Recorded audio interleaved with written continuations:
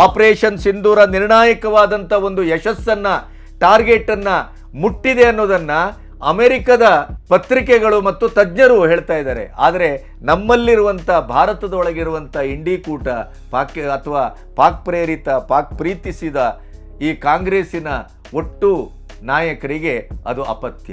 ಇವತ್ತಿನ 75 ವರ್ಷದ ಇತಿಹಾಸದಲ್ಲಿ ಒಮ್ಮೆ ಆದರೂ ನೀವು ಭಯೋತ್ಪಾದಕರ ವಿರುದ್ಧವಾಗಿ ಒಂದು ಬಾರಿ ಶಸ್ತ್ರಾಸ್ತ್ರ ಎತ್ತಿದ್ದೀರಾ? ಇಡೀ ಯುದ್ಧದ ಸನ್ನಿವೇಶ ಬಿಡಿ, ತನ್ನ ರಾಜಕೀಯದ ಇಚ್ಛಾಶಕ್ತಿ ಮತ್ತು ರಾಜಕೀಯದ ಇಡೀದಾದ ಎಲೆಕ್ಷನಿನ ಚುನಾವಣೆಯ ಗೆಲುವಿಗಾಗಿ ಇದೇ ಸೈನ್ಯದ ಒಬ್ಬ ಮುಖ್ಯಸ್ಥರನ್ನ ಬಳಸಿಕೊಳ್ಳಿಕ್ಕೆ ಹೊರಟಂತ ಇತಿಹಾಸ ಕ್ರೌರ್ಯ ಇಂದಿರಾ ಗಾಂಧಿ ಅವರ ಕಾಲದಲ್ಲೇ ನಡೆದಿದೆ. ಭಾರತ ಅಂದರೆ ಕಾಂಗ್ರೆಸ್ಸಿಗರಿಗೆ ಅಧಿಕಾರದ ಅಖಾಡ ಮಾತ್ರ ಅನ್ನೋದಕ್ಕೆ ಸಾಕ್ಷಿ ಯಾಸಿನ್ ಮಲ್ಲಿಕ್ನಂತ ಒಬ್ಬ ರಣರಾಕ್ಷಸನನ್ನ, ರಕ್ತ ಪಿಪಾಸುವನ್ನ, ಆ ನರಾಧಮನನ್ನ ಕರ್ಕೊಬಂದು ರೆಡ್ ಕಾರ್ಪೆಟ್ ಹಾಸಿ ಅವನಿಗೆ ಸನ್ಮಾನ ಮಾಡಿದ್ರಲ್ಲ ಮನಮೋಹನ್ ಸಿಂಗ್ ಅವರ ನೇತೃತ್ವದಲ್ಲಿ. ಇದಕ್ಕಿಂತ ನಾಚಿಕೆಗೇಡಿತನ, ಇದಕ್ಕಿಂತ ದೇಶದ್ರೋಹಿತನ, ಇದಕ್ಕಿಂತ ಅಮಾನುಷತೆ ಎಲ್ಲಾದರೂ ಇರಲಿಕ್ಕೆ ಸಾಧ್ಯವಾ? ಇದಕ್ಕೆ ಪರ್ಯಾಯವಾದಂಥ ಒಂದು ಕೌಂಟರ್ ಕೊಡಿ ನೋಡೋಣ.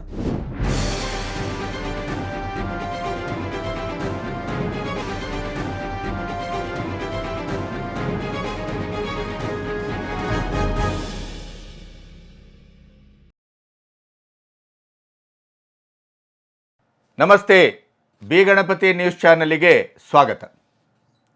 ನಿನ್ನೆಯಿಂದ ಇವತ್ತಿನವರೆಗಿನ ಒಟ್ಟು ಬೆಳವಣಿಗೆಗಳು ಏನು ಅಂತ ನೋಡಿದಾಗ ಇವತ್ತಿನ ಬಹಳ ಭರ್ಜರಿ ಬೇಟೆ ಒಂದು ನಮ್ಮ ಕಣ್ಣೆದುರು ಕಾಣಿಸ್ಕೊಳ್ತಾ ಇದೆ. ಎಲ್ಲ ಈ ದುಷ್ಟ ಕಾಂಗ್ರೆಸ್ಸಿಗರು ಕೇಳ್ತಾ ಇದ್ರಲ್ಲ, ಆಪರೇಷನ್ ಸಿಂಧೂರ್ ಆಯಿತು, ಪಹಲ್ಗಾಮ್ನಲ್ಲಿ 26 ಜನರ ಮಾರಣ ಹೋಮ ಮಾಡಿದಂಥ ಆ ನರರಾಕ್ಷಸರನ್ನೆಲ್ಲಿ ಅವರನ್ನು ಯಾವಾಗ ಹಿಡಿತೀರಿ ಅಂದರೆ ಇವರಿಗೆ ಅಷ್ಟು ಅವಸರ? ಅದಕ್ಕೂ ಉತ್ತರವನ್ನು ಕೊಡಲಾಗಿದೆ. 48 ಗಂಟೆಯ ಒಳಗಡೆ ಎರಡನೆಯ ಎನ್ಕೌಂಟರ್ ನಡೆದಿದೆ. ಜಮ್ಮು ಕಾಶ್ಮೀರದ ಸೋಫಿಯಾನದಲ್ಲಿ ಲಷ್ಕರ್ ಎ ತೊಯ್ಬಾದ ಎ ಗ್ರೇಡಿನ 3 ಜನ ಭಯೋತ್ಪಾದಕರನ್ನು ಹೊಡೆದುಳಿಸಿದಂಥ ಸೈನ್ಯ ಇವತ್ತು ಇನ್ನೊಬ್ಬ ಉಗ್ರನನ್ನು ಪುಲ್ವಾಮಾದಲ್ಲಿ ಫಿನಿಶ್ ಮಾಡಿದೆ. ಅದು ಯಾರು ಗೊತ್ತಾ? ಇದೇ ಪಹಲ್ಗಾಮಿನ ಮಾರಣ ಹೋಮದಲ್ಲಿ ಭಾಗಿಯಾದಂಥ 4 ಜನ ಏನಿದ್ರು ಭಯೋತ್ಪಾದಕರು, ಅವರಲ್ಲಿ ಒಬ್ಬ ಆಸಿಫ್ ಶೇಖ್ ಅನ್ನುವಂಥ ಒಬ್ಬ ನರರಾಕ್ಷಸನನ್ನು ಭಾರತೀಯ ಸೇನೆ ಹೊಡೆದುಳಿಸಿದೆ. ಹಾಗೆಯೇ ಇವತ್ತು LOCಗೆ ರಾಜನಾಥ್ ಸಿಂಗ್ ಅವರು ಭೇಟಿ ಕೊಡ್ತಾ ಇದ್ದಾರೆ. ಮೊನ್ನೆ ಅದಮ್ಪುರದ ಏರ್ ಬೇಸಿಗೆ ಪ್ರಧಾನಿ ಮೋದಿಯವರು ಭೇಟಿ ಕೊಟ್ಟರು. ಪ್ರಪಂಚಕ್ಕೆ ತನ್ನದೇ ಆದಂಥ ವೀರಾವೇಶದ ಮಾತುಗಳ ಮೂಲಕ ಭಯೋತ್ಪಾದಕರಿಗೆ ಇನ್ನು ಭಾರತ ಯಾವ ರೀತಿಯ ಉತ್ತರವನ್ನು ಕೊಡ್ತದೆ, ಅದು ಒಂದೇ ಉತ್ತರ, military action, art of war. ಟ್ರಂಪಿಗೂ, ಚೈನಾಕ್ಕೂ, ಟರ್ಕಿಗೂ ಅಥವಾ ಪಾಕಿಸ್ತಾನದ ಮೂಲಕ ಭಯೋತ್ಪಾದಕರ ನಿರ್ಮೂಲನೆಗೆ ಟೊಂಕ ಕಟ್ಟಿದ ಹಾಗೆ ಮಾಡುವುದು, ಹಿಂದುಗಡೆಯಿಂದ ಅವರಿಗೆಲ್ಲ ಶಸ್ತ್ರಾಸ್ತ್ರಗಳು, ಎಲ್ಲ ಆರ್ಥಿಕ ನೆರವು, IMFನ ನೆರವು ಎಲ್ಲವನ್ನ ಕೊಡುವ ಮೂಲಕ ಹೇಗೆ ಪಾಕಿಸ್ತಾನಕ್ಕೆ ಬೆಂಗಾವಲಿಗೆ ನಿಲ್ಲುವಂಥ ಈ ಪಾಶ್ಚಾತ್ಯದ ಇಡೀ ಷಡ್ಯಂತ್ರದ ಕೂಟಕ್ಕೆ ಉಧಂಪುರದ ಏರ್ ಬೇಸಿಂದ ಉತ್ತರವನ್ನು ಕೊಟ್ಟರು. ಇಡೀ ಪಾಕಿಸ್ತಾನದಲ್ಲಿ ಸುಳ್ಳಿನ ಸರಮಾಲೆ ಮತ್ತು ಸುಳ್ಳಿನ ನರೇಟಿವನ್ನು ಸೃಷ್ಟಿ ಮಾಡ್ತಾ ಇದ್ದಾರೆ. ಪಾಕಿಸ್ತಾನ ಇವತ್ತು ಸೋತು ಸುಣ್ಣವಾಗಿ ಭೀಭತ್ಸವಾಗಿ ನೆಲಕಚ್ಚಿದೆ. 10-15 ವರ್ಷಗಳ ಕಾಲ ಇನ್ನು ಅದು ತನ್ನ ಯುದ್ಧ ನೆಲೆಗಳನ್ನು, ವಾಯು ನೆಲೆಗಳನ್ನು ಮತ್ತೆ ಸಿದ್ಧಗೊಳಿಸಲಿಕ್ಕೆ ಬೇಕಾಗಬಹುದು ಅಂತ ಆರ್ಥಿಕವಾಗಿ ಮತ್ತು ಯುದ್ಧದ ಇಡೀ ಒಂದು ಪರಿಣಿತರು, ವಿಶ್ವಮಟ್ಟದವರು ಹೇಳ್ತಾ ಇದ್ದಾರೆ. ಕದನ ವಿರಾಮ,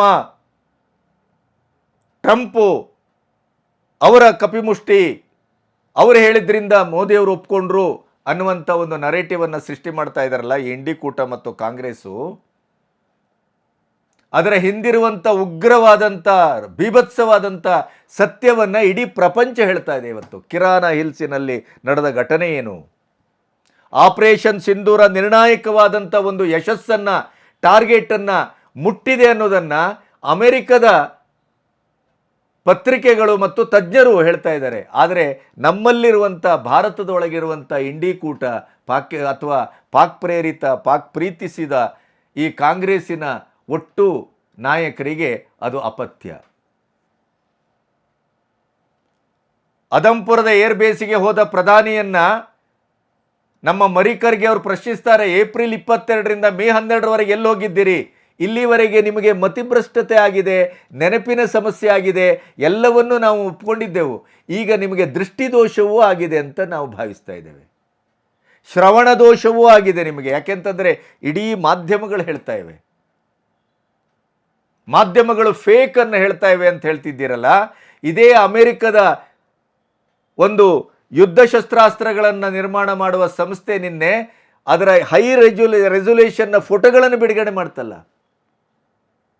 ಎಷ್ಟು ಅವರ ಪಾಕಿಸ್ತಾನದ ವಾಯು ನೆಲೆಗಳು ಎಷ್ಟು ಛಿದ್ರಗೊಂಡಿದ್ದೇವೆ. ಕಿರಾನ ಹಿಲ್ಸಿನ ಬಗ್ಗೆ ನಮ್ಮ ಭಾರತೀಯ ಸೇನೆಯ ಇಂಟೆಲಿಜೆಂಟ್ ಡಿಪಾರ್ಟ್ಮೆಂಟಿನ ರಿಟೈರ್ಡ್ ಒಬ್ಬರು ಆಫೀಸರ್ ಹೇಳ್ತಾರೆ, ಕಿರಾನ ಹಿಲ್ಸಲ್ಲಿ ಕೇವಲ ಪಾಕಿಸ್ತಾನದ ಅಣ್ವಸ್ತ್ರಗಳಷ್ಟೇ ಇಲ್ಲ, ಈ ಇಡೀ ವಿಶ್ವದ ಹಿರಿಯಣ್ಣನಾಗುವ ಒಂದು ದುರ್ಭಿಕ್ಷದ ಕನಸು ಕಾಣ್ತಾ ಇದ್ದಾರಲ್ಲ ಇದು ಅಮೆರಿಕದ ಇಡೀ ವೈಟ್ ಹೌಸ್. ಈ ಅಮೆರಿಕ ಟರ್ಕಿಯಲ್ಲಿ ಮತ್ತು ಪಾಕಿಸ್ತಾನದಲ್ಲಿ ತನ್ನ ಅಣ್ವಸ್ತ್ರದ ನೆಲೆಗಳನ್ನು ಹೊಂದಿದೆ. ಕಿನಾರ ಹಿಲ್ಸಲ್ಲಿ ನಮ್ಮ ದಾಳಿಯ ಪಾರ್ಶ್ವ ಪರಿಣಾಮವಾಗಿ ಅಲ್ಲಿ ಆದಂಥ ಆಸ್ಫೋಟ ಏನಿದೆ, 4.9 ರಿಯಾಕ್ಟರ್ ಭೂಕಂಪನ ಆಗಿದೆ.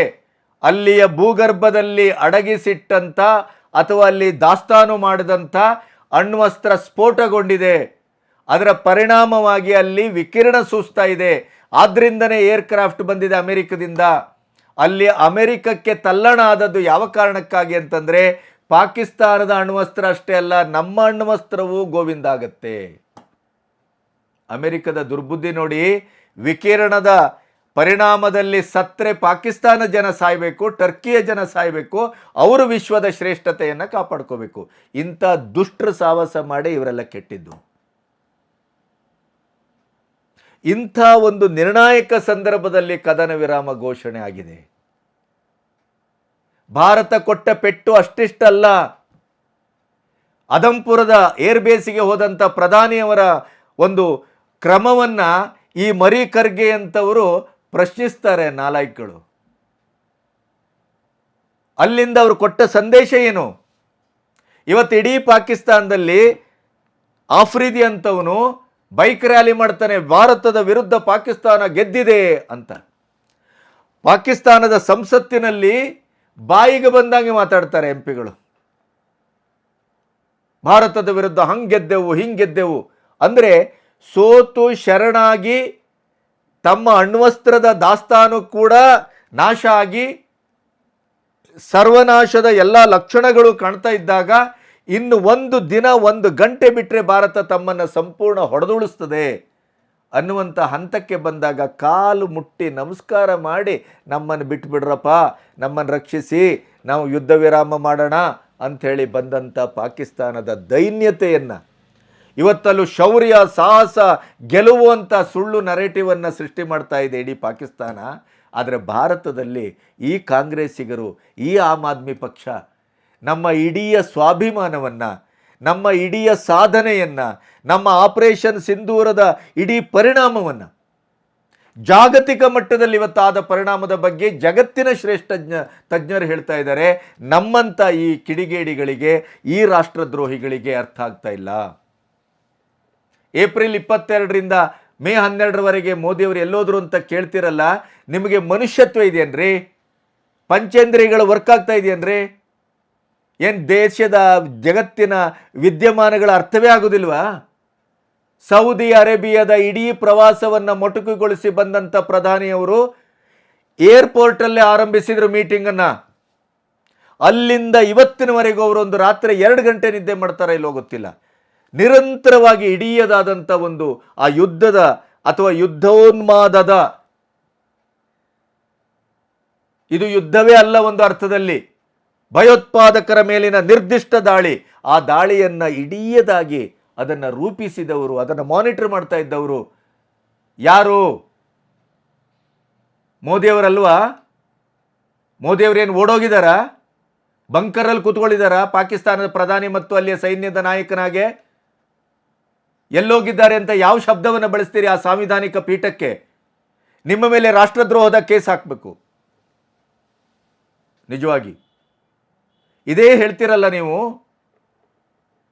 ಇವರು ಹೇಳ್ತಾರೆ, ನಮ್ಮ ರೆಡ್ಡಿ ಅವರು, ಇಂಥ ಅವಕಾಶ ಇನ್ನೂ ಸಿಗುವುದಿಲ್ಲ, ಈ ಅವಕಾಶ ಸಿಕ್ಕದಾಗೆ ಪಾಕಿಸ್ತಾನವನ್ನು ಹೊಡೆದು ಬಿಡಬೇಕಿತ್ತು. ನೀವೇನು ತೆಪ್ಪಗುತ್ತಿದ್ರಿ? 56 ವರ್ಷ ಆಡಳಿತ ಮಾಡಿದ್ರಿ. ನಿಮ್ಮ ಇಡೀ UP ಆಡಳಿತದಲ್ಲಿ 10 ವರ್ಷ ಇಡೀ ಭಾರತದಾದ್ಯಂತ ಪಟಾಕಿ ಹೊಡೆದಂಗೆ ಹೊಡೆದ್ರಲ್ರಿ ಬಾಂಬ್ಗಳನ್ನು.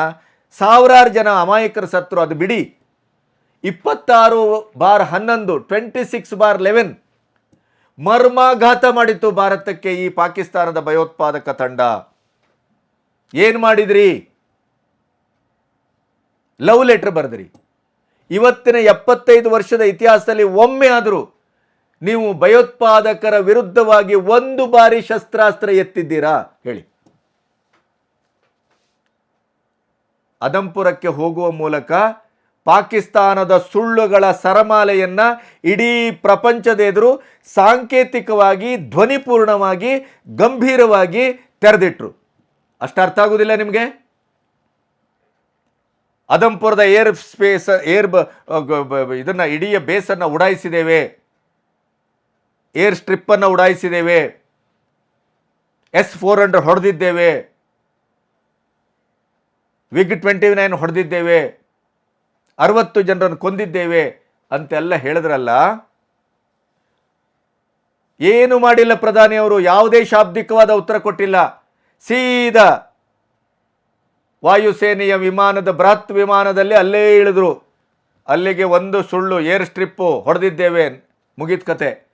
ಅಲ್ಲಿಂದ ಬೃಹತ್ತಾಕಾರದಲ್ಲಿ ಇಡೀದಾಗಿ ನಮ್ಮ ಈ ವಾಯುಸೇನೆಯ ಸಿಬ್ಬಂದಿಗಳ ಮಧ್ಯೆ ಭಾರತ್ ಮಾತಾ ಕಿ ಜೈ, ವಂದೇ ಮಾತರಂ ಅಂತ ಹೇಳ್ತಾ ಅವರ ಹೆಗಲ ಮೇಲೆ ಕೈ ಹಾಕ್ಕೊಂಡು ಅವರನ್ನು ಪ್ರೋತ್ಸಾಹಿಸ್ತಾ ಅಲ್ಲಿ ಹೋಗಿ ನಿಂತು ಇಡೀ ಜಗತ್ತಿಗೆ ಸಾರಿದ್ರು. ಭಯೋತ್ಪಾದಕತೆಯನ್ನು ಪ್ರೋತ್ಸಾಹಿಸುವ ಯಾವ ದೊಣ್ಣೆ ನಾಯಕರಿಗೂ ನಾವಿನ್ನು ಮುಂದೆ ಕೇರ್ ಮಾಡೋದಿಲ್ಲ, ಇನ್ಕ್ಲೂಡಿಂಗ್ ಟ್ರಂಪ್. ನಮ್ಮ ಪಾಕಿಸ್ತಾನ ಮತ್ತು ಭಾರತದ ಮಧ್ಯೆಯ ಯಾವುದೇ ವಿವಾದಕ್ಕೆ ಮೂರನೆಯ ಜಗತ್ತಿನ ಯಾವ ಸಂಧಾನವೂ ಅಗತ್ಯ ಇಲ್ಲ. ಅಂತಾರಾಷ್ಟ್ರೀಯಗೊಳಿಸಿದ್ದು ಮೋದಿ ಅಲ್ಲ, ಅಂತಾರಾಷ್ಟ್ರೀಯಗೊಳಿಸಿದ ನಿಮ್ಮ ಮಹಾತಪ್ಪನ್ನ ನೆಹರು ಸಂತತಿ ಮಾಡಿದ್ದನ್ನ ಅದನ್ನು ತಡೆ ಹಿಡಿಯುವ ಕೆಲಸ ಮಾಡಿದ್ರು. 75 ವರ್ಷದಲ್ಲಿ ಮೊದಲ ಬಾರಿಗೆ ಪಾಕಿಸ್ತಾನದ ಭಯೋತ್ಪಾದಕರ ಚೆಂಡಾಡುವ ಮತ್ತು ಅವರ ನೆಲೆಗಳನ್ನು ಧ್ವಂಸ ಮಾಡುವ, ಅವರ ಹುಟ್ಟಡಗಿಸುವ ಕೆಲಸವನ್ನು ಮಾಡಿದರು. 4 ದಿನದಲ್ಲಿ ಮುಗಿಸಿ ಹಾಕಿದರು. ಈಗ ದೇಶದ ಒಳಗಿನ ಭಯೋತ್ಪಾದಕರ ಚೆಂಡಾಡುವಿಕೆ ನಡೀತಾ ಇದೆ. ನಮ್ಮ ಮಿಗ್ಗು ಸರಿ ಇದೆ, S-400 ಸರಿ ಇದೆ. ನಮ್ಮ ಸೈನಿಕರು ಇಡೀದಾದಂಥ ಗೆಲುವಿನ ಮಹಾಪರ್ವದ ಸಂಭ್ರಮದಲ್ಲಿದ್ದಾರೆ ಅನ್ನೋದನ್ನು ಜಗತ್ತಿಗೆ ತೋರಿಸ್ಕೊಟ್ರು. ಮುಟ್ಟಾಳ್ರಿಗೆ ಎಲ್ಲ ಅರ್ಥ ಆಗ್ಬೇಕ್ರಿ ನಿಮ್ಮಂಥವರಿಗೆ. ಇದು ಯುದ್ಧ ಅಂತ ಹೇಳಿದವರು ಯಾರು? ಇದು ಯುದ್ಧವೇ ಅಲ್ಲ. ಇದು ಪಾಕಿಸ್ತಾನದ ಮೇಲೆ ಯುದ್ಧವೂ ಅಲ್ಲ, ಪಾಕಿಸ್ತಾನದ ಸೈನ್ಯದ ಮೇಲಿನ ಯುದ್ಧವೂ ಅಲ್ಲ, ಮೂಲತಃ ಯುದ್ಧವೇ ಅಲ್ಲ. ಭಯೋತ್ಪಾದಕರ ಹುಟ್ಟಡಗಿಸುವ, ಭಯೋತ್ಪಾದಕರ ಚೆಂಡಾಡುವ, ಭಯೋತ್ಪಾದಕರ ನೆಲೆಗಳನ್ನು ಧ್ವಂಸ ಮಾಡುವ, ಭಯೋತ್ಪಾದಕರ ಬೇರನ್ನು ಕಿತ್ತು ಬಿಸಾಡುವಂಥ ಆಪರೇಷನ್ ಸಿಂಧೂರ ಅಂತ ಭಾರತ ಕರೆಕ್ಟಾಗಿ ಕ್ಲಿಯರ್ ಆಗಿ ಹೇಳಿತ್ತು. ಅದರ ಇಡೀದಾದಂಥ ಉದ್ದೇಶವನ್ನು ಈಡೇರಿಸಿದೆ ಭಾರತ. ತನ್ನ ಇಡೀದಾದ ಮಿಲಿಟರಿಯ ಶಕ್ತಿಯ ಪ್ರದರ್ಶನವನ್ನು ಮಾಡಿದೆ ಅಂತೇಳಿ ವಿದೇಶಿ ತಜ್ಞರು ಹೇಳ್ತಾ ಇದ್ದಾರೆ. ನಿಮ್ಮಂಥ ಮುಟ್ಟಾಳ್ರ ಸರ್ಟಿಫಿಕೇಟ್ ಯಾರಿಗೆ ಬೇಕ್ರಿ? ಒಬ್ಬ ಯೋಧನನ್ನ ಬಿಟ್ಟಿಲ್ಲಲ್ರಿ ನಮ್ಮ ಭಾರತದ ಪ್ರಧಾನಿ, ಒಬ್ಬ ಯೋಧನನ್ನ ಬಿಟ್ಟಿಲ್ಲ. ಪೂರ್ಣಂ ಶಾನನ್ನ ವೀರೋಚಿತವಾಗಿ ವಾಪಸ್ ಕರೆತರಲಾಯಿತು. ನಿಮ್ಮ ಇಂದಿರಾ ಗಾಂಧಿ ಅವರು ಏನು ಮಾಡಿದ್ರು? 93,000 ಸೈನಿಕರನ್ನ ಅದ್ಭುತವಾಗಿ ಪಾಕಿಸ್ತಾನಕ್ಕೆ ಕಳಿಸಿ ನಮ್ಮ 54 ಯೋಧರನ್ನ ಅವರ ಇಡೀ ಚಿತ್ರಹಿಂಸೆಯ ಅಖಾಡಕ್ಕೆ ಹಾಗೇ ಬಿಟ್ಬಿಟ್ರಲ್ರಿ. ಎಂಥ ಅಮಾನುಷವಾದಂಥ ತೀರ್ಮಾನ ರೀ ಅದು. ಒಬ್ಬ ಸೈನಿಕರನ್ನು ಬಿಡಲಿಲ್ಲ, ಅಭಿನಂದನನ್ನು ಬಿಟ್ಟಿಲ್ಲ, ಅಭಿನಂದನಾ ಪೂರ್ವಕವಾಗಿ ಕರೆತರಲಾಯಿತು. ಇದು ಭಾರತ, ಇದು 10 ವರ್ಷದ ಭಾರತ. ಇದೇ ನಿಮ್ಮ ಸಿದ್ದರಾಮಯ್ಯನವರು ಏನಂದ್ರು, ಈ ಆಪರೇಷನ್ ಸಿಂಧೂರದ ಪ್ರತಿ ಒಂದು ಕ್ರೆಡಿಟ್ ಸೈನ್ಯಕ್ಕೆ ಸೇರಬೇಕು. ಎಸ್, 1971ರ ಯುದ್ಧದ ಇಡೀದಾದಂಥ ದುರ್ಗೆ ಗಿರ್ಗೆ ಹಾಗೆ ಹೀಗೆ ಅಟಲ್ ಬಿಹಾರಿ ವಾಜಪೇಯಿಯವರು ಹೇಳಿದ್ರು ಅಂತ ಸುಳ್ಳು ನರೇಟಿವ್ ಮಾಡ್ತಿರಲ್ಲ, ಇಲ್ಲ, ಉಕ್ಕಿನ ಮಹಿಳೆ ಅಂತಲೇ ಕರೆಯೋಣ. ಆ ಉಕ್ಕಿನ ಮಹಿಳೆಗೆ ಯಾವ ಕ್ರೆಡಿಟನ್ನು 71ರ ಯುದ್ಧದ ಕ್ರೆಡಿಟನ್ನು ಕೊಡ್ತಿರಲ್ಲ, ಅದನ್ನು ಮೊದಲು ಎಲಿಮಿನೇಟ್ ಮಾಡಿ, ಅದನ್ನು ಮೊದಲು ಕಿತ್ತಾಕಿ. ಅಲ್ಲಿಯೂ ಯಾವುದೇ ಶಸ್ತ್ರಾಸ್ತ್ರಗಳ ಸೌಲಭ್ಯ ಈಗಿನಾಗೆ ಇರಲಿಲ್ಲ, ಸೈನಿಕರಿಗೆ ಸರಿಯಾದ ಉಡುಪುಗಳಿರಲಿಲ್ಲ, ಶೂಗಳಿರಲಿಲ್ಲ. ಅಂಥ ಸಂದರ್ಭದಲ್ಲೂ ಕೂಡ ನಮ್ಮ ವೀರ ಸೇನೆ ಇಡೀಯದಾಗಿ ಪಾಕಿಸ್ತಾನವನ್ನು ಉಡಾಯಿಸ್ತಲ್ಲ, ಅದರ ಕ್ರೆಡಿಟನ್ನು ಕೂಡ ಸಿದ್ದರಾಮಯ್ಯನವರು ಹೇಳಿದಾಗೆ ಅದು ಸೈನ್ಯಕ್ಕೆ ಕೊಡಬೇಕು, ಇಂದಿರಾ ಗಾಂಧಿಗಲ್ಲ.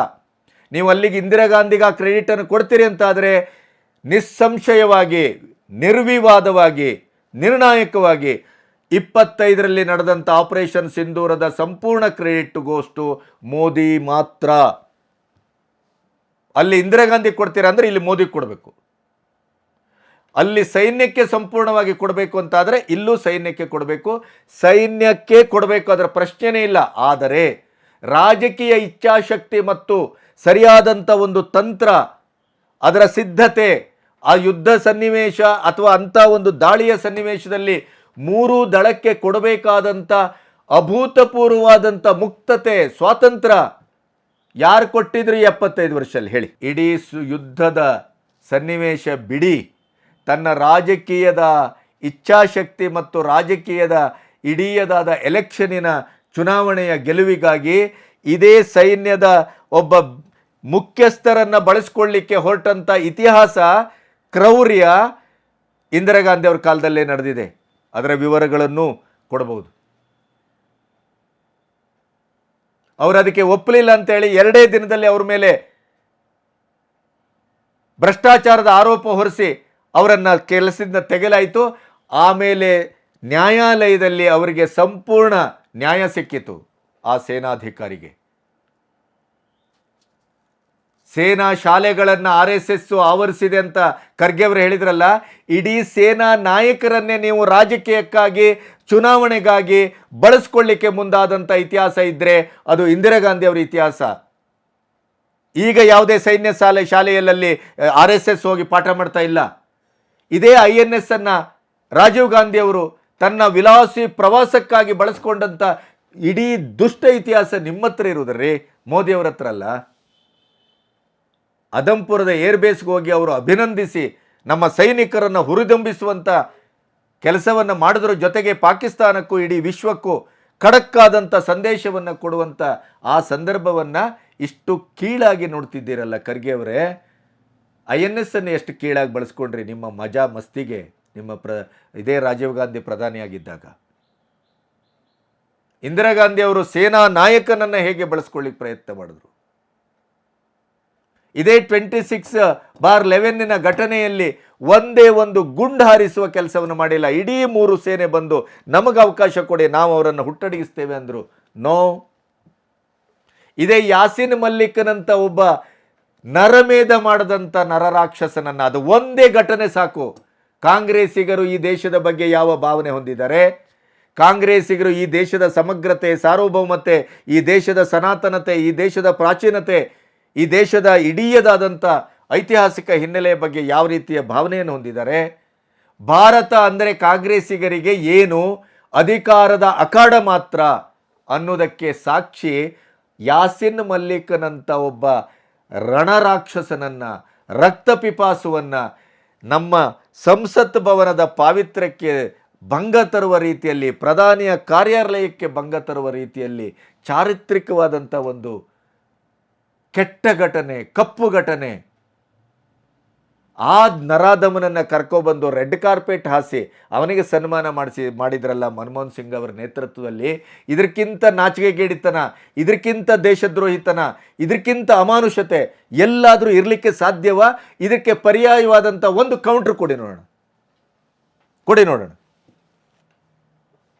26 ಜನರ ಮಾರಣ ಹೋಮಕ್ಕೆ 250ಕ್ಕೂ ಹೆಚ್ಚು ಉಗ್ರರ ಚೆಂಡಾಡಿ ಇವತ್ತು ಶೌರ್ಯ ಸಾಹಸವನ್ನು ಮೆರೆದಿದೆ.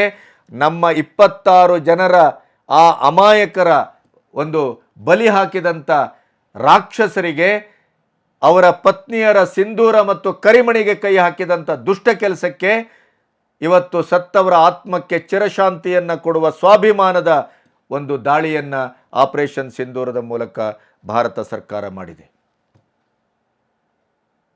ಇದನ್ನು ಒಮರ್ ಅಬ್ದುಲ್ಲನಂತವ್ರು ಹೇಳಿದರು. ಪ್ರಶ್ನೆ ಕೇಳಿದರು ಮಾಧ್ಯಮದವರು, ಆಪರೇಷನ್ ಸಿಂಧೂರದ ಬಗ್ಗೆ ಏನು ಹೇಳ್ತೀರಿ? ಆಪರೇಷನ್ ಸಿಂಧೂರವನ್ನು ನಮ್ಮ ಇಡೀ ಶಕ್ತಿ, ಯುಕ್ತಿ ಮತ್ತು ಸ್ವಾಭಿಮಾನದ ಒಂದು ಪ್ರದರ್ಶನ ಅಂತ ಒಪ್ಪಿಕೊಳ್ಳದೇ ಇದ್ದರೆ ಅವನು ಸ್ವಾಭಿಮಾನಿ ಭಾರತೀಯನೇ ಅಲ್ಲ. ನೇರವಾಗಿ ಕಾಂಗ್ರೆಸ್ಸಿಗೆ ಇಂಡಿ ಕೂಟದಲ್ಲಿ ಇದ್ದೇ ಗುನ್ನ ಇಟ್ಟ ರೀತಿ ಒಮರ್ ಅಬ್ದುಲ್ಲಾ. ಶಶಿ ತರೂರ್ ಏನಂದರು? ಕೇಳಿದ ಪ್ರತಿಯೊಂದು ಪ್ರೆಸ್ ಮೀಟಲ್ಲಿ ಹೇಳ್ತಾ ಇದ್ದಾರೆ ಅವರು, ನಮ್ಮ ಆಪರೇಷನ್ ಸಿಂಧೂರ ಕೇವಲ ಅದು ಪಾಕಿಸ್ತಾನದ ಮೇಲಲ್ಲ, ಪಾಕಿಸ್ತಾನದ ಸೇನೆ ಮೇಲಲ್ಲ, ಭಯೋತ್ಪಾದಕರ ಅಡುಗುದಾಣ, ಭಯೋತ್ಪಾದಕರ ಪ್ರಾಯೋಜಿತ ನೆಲದ ಮೇಲೆ ನಡೆದಂಥ ದಾಳಿ, ಭಾಳ ಸ್ಪಷ್ಟವಾದಂಥ ಗುರಿ ಮುಟ್ಟಿದ ದಾಳಿ, ಯಶಸ್ವಿಯಾದಂಥ ದಾಳಿ, ಭಾರತದ ಇಡೀ ಶಕ್ತಿ ಪ್ರದರ್ಶನವನ್ನು ವಿಶ್ವಕ್ಕೆ ತೋರಿಸಿದ ಇದು ಆಪರೇಷನ್ ಸಿಂಧೂರ. ಅದ್ಭುತವಾದಂಥ ಕ್ರೆಡಿಟ್ ಕೊಡ್ತೇನೆ ನಾನು ಸರ್ಕಾರಕ್ಕೆ, ಮೋದಿಗೆ ಅಂತಂದರು. ಅವ್ರ ಬಗ್ಗೆ ಇವತ್ತು ಪಕ್ಷದಲ್ಲಿ ಅವರನ್ನು ಹೊರಗಿಡುವ ಕೆಲಸ ಮಾಡ್ತಾ ಇದ್ದೀರಿ. ಓವೈಸಿ ಮುಕ್ತ ಕಂಠದಿಂದ ಪಾಕಿಸ್ತಾನವನ್ನು ಜಾಡಿಸಿ ಭಾರತದ ಆಪರೇಷನ್ ಸಿಂಧೂರವನ್ನು ಎತ್ತಿ ಹಿಡಿದರು. ಕನಿಷ್ಠ ಮಟ್ಟದ ದೇಶಾಭಿಮಾನ ಇಲ್ಲ. ಇವತ್ತು ಚೈನಾ, ಅಮೇರಿಕಾ, ಫ್ರಾನ್ಸ್, ಟರ್ಕಿ ಇಡೀದಾಗಿ ಶಸ್ತ್ರಾಸ್ತ್ರಗಳ ಉತ್ಪಾದನೆ ಮಾಡುವಂಥ ಈ ರಾಷ್ಟ್ರಗಳು ಸಂಪೂರ್ಣ ತಮ್ಮ ಶಸ್ತ್ರಾಸ್ತ್ರ ಉತ್ಪಾದನೆಯ ಕೇಂದ್ರಗಳನ್ನೇ ಇವತ್ತು ಮುಚ್ಚಬೇಕಾದಂಥ ಪರಿಸ್ಥಿತಿ ಅಧಪ್ಪತನಕ್ಕೆ ಹೋಗಿದೆ. ನಮ್ಮ ಇಡೀದಾದಂಥ ಶಸ್ತ್ರಾಸ್ತ್ರಗಳನ್ನು ಉತ್ಪಾದಿಸುವ ಕಂಪನಿಯ ಷೇರು 9.8 ಮಟ್ಟಕ್ಕೆ ಏರಿದೆ. ಅವ್ರದ್ದು 9.7 ಕುಸಿದಿದೆ. 17 ರಾಷ್ಟ್ರಗಳು ಇವತ್ತು ನಮ್ಮ ಶಸ್ತ್ರಾಸ್ತ್ರಗಳಿಗೆ, ನಮ್ಮ ಉತ್ಪಾದಿತ ಶಸ್ತ್ರಾಸ್ತ್ರಗಳಿಗೆ ಇವತ್ತು ಆಹ್ವಾನವನ್ನು ಕೊಟ್ಟಿದೆ. ಇವತ್ತು ನಮಗೆ ಬೇಕು ಅಂತೇಳಿದೆ. ಅಲ್ಲಿ ಮಾಡಿಕೊಂಡಂಥ ಒಪ್ಪಂದವನ್ನು ರದ್ದು ಮಾಡಿದೆ.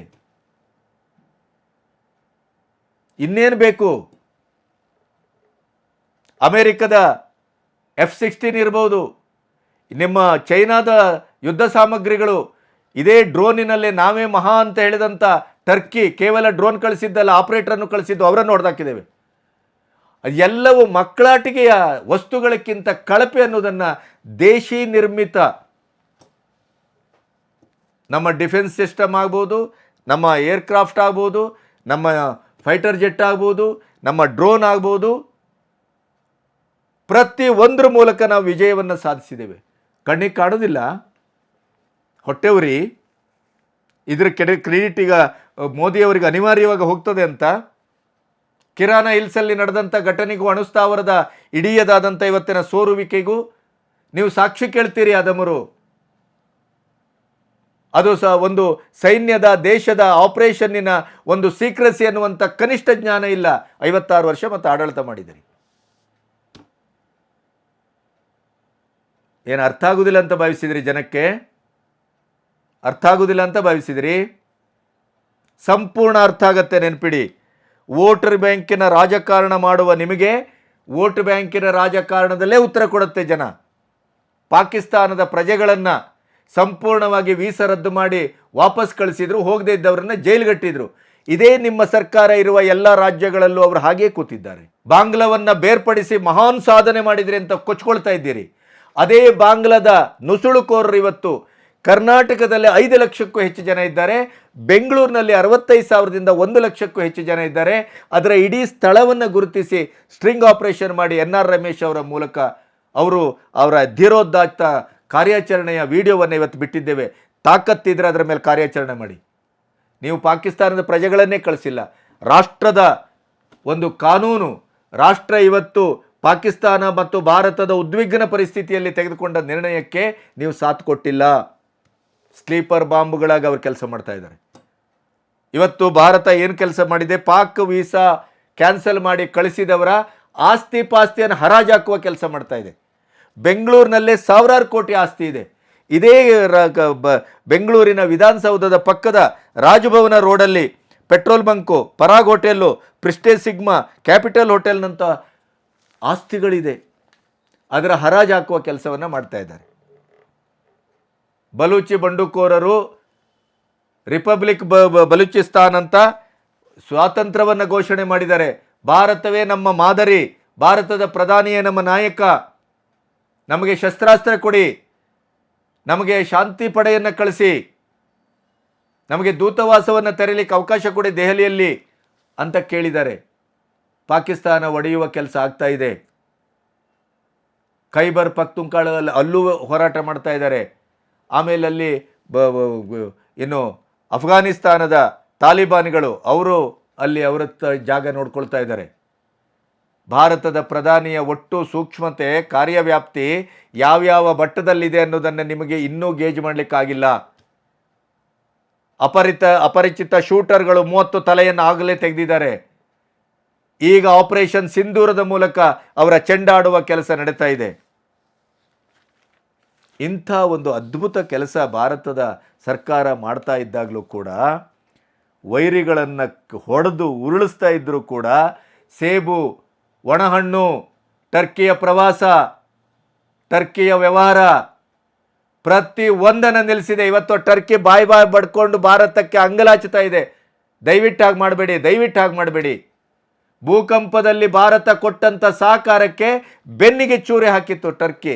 ಇವತ್ತು ಆತ್ಮಕ್ಕೆ ಚೂರಿ ಹಾಕುವ ಕೆಲಸವನ್ನು, ಅವರ ಇಡೀ ವ್ಯವಹಾರ ವಹಿವಾಟನ್ನೇ ನಿಲ್ಲಿಸುವ ಮೂಲಕ, ಅವರ ಸೋಷಿಯಲ್ ಮೀಡಿಯಾವನ್ನು ನಿಲ್ಲಿಸುವ ಮೂಲಕ, ಅವರ ಸರ್ಕಾರದ ಅಧಿಕೃತವಾದಂಥ ಎಲ್ಲ ಮಾಧ್ಯಮಗಳಿಗೂ ಭಾರತದಲ್ಲಿ ಬ್ಯಾನ್ ಮಾಡುವ ಮೂಲಕ ಸಂಪೂರ್ಣವಾಗಿ ಭಾರತ ತನ್ನ ಪ್ರಭುತ್ವವನ್ನು ಮೆರೆದಿದೆ. ನೆನಪಿಡಿ, ನಿಮ್ಮಂಥ ಪುಡುಗೋಸಿಗಳು ಆಪರೇಷನ್ ಸಿಂಧೂರವನ್ನು ಒಪ್ಪಿದ್ರೇನು, ಬಿಟ್ರೇನು, ಪ್ರಶಂಸಿಸಿದ್ರೇನು, ಹೀಗಳಿದ್ರೇನು, ಇಡೀ ದೇಶದಲ್ಲಿ ಅದು ತ್ರಿಬಲ್ ತಲಾಖ್ ಸಂದರ್ಭ ಇರ್ಬೋದು, 370 ತೆಗೆದಂಥ ಸಂದರ್ಭ ಇರ್ಬೋದು, ರಾಮ ಮಂದಿರ ನಿರ್ಮಾಣದ ಸಂದರ್ಭ ಇರ್ಬೋದು, ಜ್ಞಾನವ್ಯಾಪಿ ಮಸೀದಿಯ ಸಂದರ್ಭದಲ್ಲಿರ್ಬೋದು, ಇದೇ ವಕ್ಫ್ ತಿದ್ದುಪಡಿಯ ಸಂದರ್ಭದಲ್ಲಿರ್ಬೋದು, ಇಡೀದಾಗಿ ನೀವು ದೇಶದ ಜನರ ಎದುರು ಭಾರತ ವಿರೋಧಿ, ಭಾರತದ ನೆಲದ ವಿರೋಧಿ, ಭಾರತದ ಜನಮಾನಸದ ವಿರೋಧಿಯಾಗಿ ಹೇಗೆ ನೀವು ಕೆಲಸ ಮಾಡ್ತಾ ಇದ್ದೀರಿ,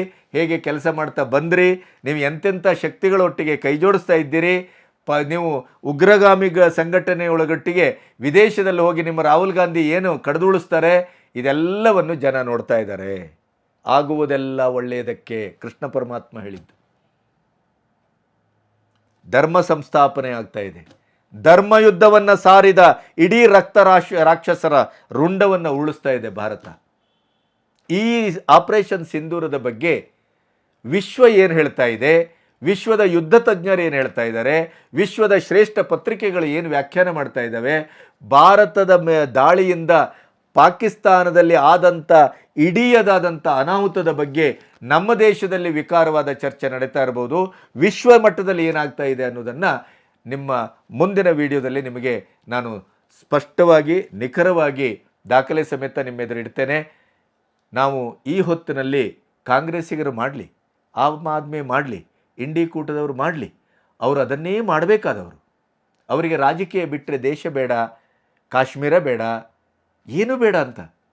ಅದೇ ಇಂದಿರಾ ಗಾಂಧಿಯವರ ಹತ್ರ ಇದೇ ಇವರು POKಯನ್ನು ಪಡ್ಕೊಳ್ಳಿಲ್ಲ ಯಾಕೆ ಅಂತ ಕೇಳ್ತಾ ಇಲ್ಲ.